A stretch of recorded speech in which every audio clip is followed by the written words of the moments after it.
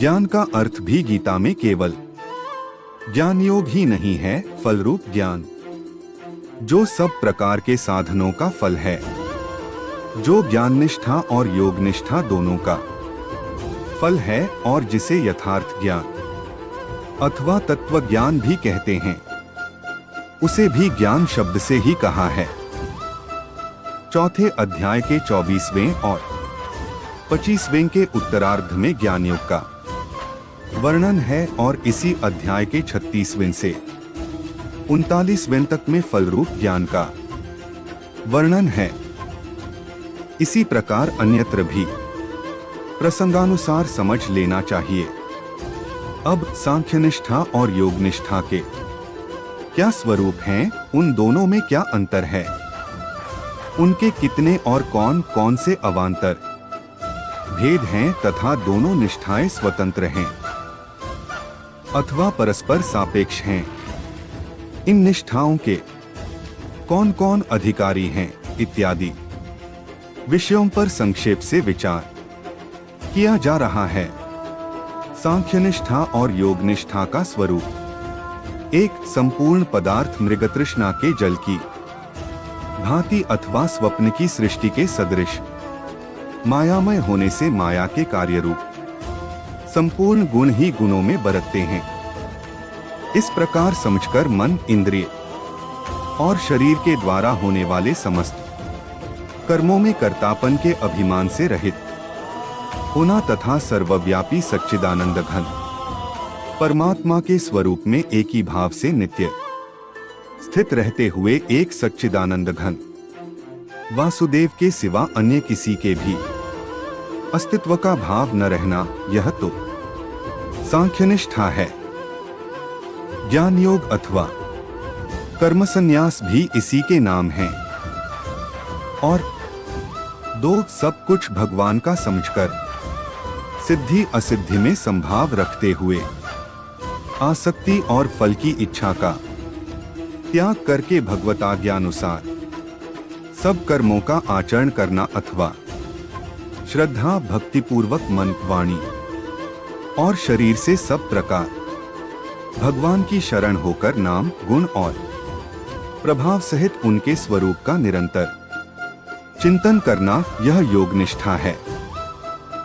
इसी का भगवान ने समत्व योग, बुद्धि योग, तदर्थ कर्म, मदर्थ कर्म एवं सात्विक त्याग आदि नामों से उल्लेख किया है। योगनिष्ठा में सामान्य रूप से अथवा प्रधान रूप से भक्ति रहती ही है। गीतोक्त योगनिष्ठा भक्ति से शून्य नहीं है।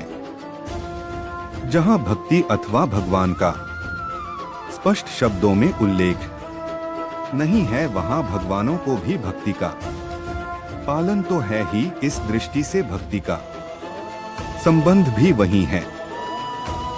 ज्ञान निष्ठा के साधन के लिए भगवान ने अनेक युक्तियां बताई हैं। उन सबका फल एक सच्चिदानंद घन परमात्मा की प्राप्ति ही है। ज्ञान योग के अवांतर भेद कई होते हुए भी उन्हें मुख्य चार साथियों में बांटा जा सकता है। एक, जो कुछ है वह ब्रह्मा ही है। दो, जो कुछ दृश्यमान होता है वह मायामय होता है वास्तव में एक सच्चिदानंद घन ब्रह्म के अतिरिक्त और कुछ भी नहीं है। तीन, जो कुछ अनोखा होता है वह सब मेरा ही है, स्वरूप है, मैं ही हूँ। चार, जो कुछ असाधारण होता है वह मायामय है, सत्य है, वास्तव में है ही नहीं, केवल एक नित्य चेतन आत्मा मैं ही हूँ। इनसे पहले दो साधन तत्वमसि महावाक्य के तत्मेडली दृष्टि से हैं और पिछले दो साधन त्वम मेडली दृष्टि से हैं। मित्र का सार्जेंट इस प्रकार किया जा सकता है। एक, इस चराचर जगत में जो कुछ अनोखा होता है सब ब्रह्मा ही है। कोई भी वस्तु एक सच्चिदानंद घन भगवान से भिन्न नहीं है। कर्म, कर्म के साधन एवं उपकरण तथा स्वयंकर्ता सब कुछ ब्रह्मा ही है।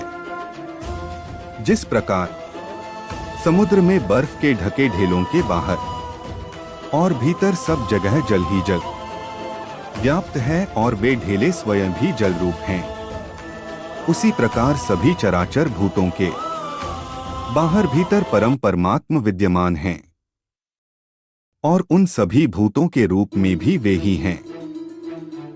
जो कुछ यह दृश्य वर्ग है उसमें मायामय क्षणिक एवं नाशवान बोध कर शामिल है, जिसमें केवल एक सार्वभौम अधिष्ठान रूप एक सच्चिदानंद घन परमात्मा ही है और कुछ भी नहीं है।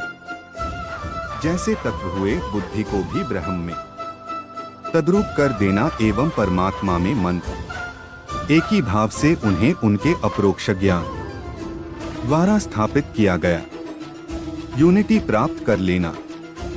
तीन चर अचर सब ब्रह्मा है और वह ब्रह्मा मैं हूँ, इसलिए सब मेरा एक ही स्वरूप है। इस प्रकार विचार कर संपूर्ण चराचर मंत्रों को आत्मा अपना ही बोझ है।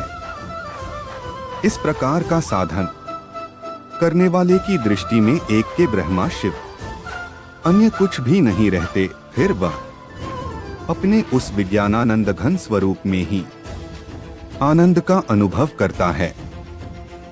चार जो कुछ भी यह मायामय है गुणात्मक कार्यक रूप दृश्य वर्ग है, इसको और इसके द्वारा होने वाली सारी कार्य को अपने से पृथक पृथक्करण नाशवान एवं अनित्यता की पूर्ति करना तथा इन सभी में अत्यधिक कमी करके केवल भावरूप आत्मा का ही अनुभव। इस प्रकार की स्थिति प्राप्त करने के लिए भगवान गीता में युक्तियों से युक्त अनेकों से साधकों को स्थान स्थान यह बात समझाती है कि आत्मा दृष्टा साक्षी चेतन और नित्य है तथा यह देहादि जद दृश्य वर्ग जो कुछ स्पष्ट होता है अनित्य होने से असत है, केवल आत्मा ही सत है।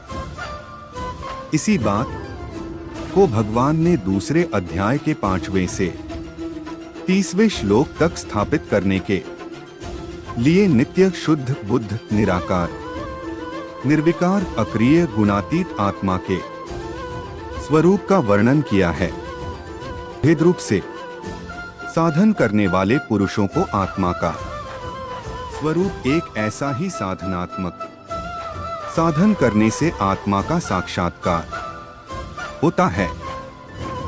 जो कुछ चेष्टा हो रही है गुणवत्ता की ही गुणवत्ता में हो रही है, आत्मा का उससे कोई संबंध नहीं है। न वह कुछ करती है और न करवाता है। ऐसा समझकर वह नित्य निरंतर अपने आप में ही अत्यंत आनंद का अनुभव करता है।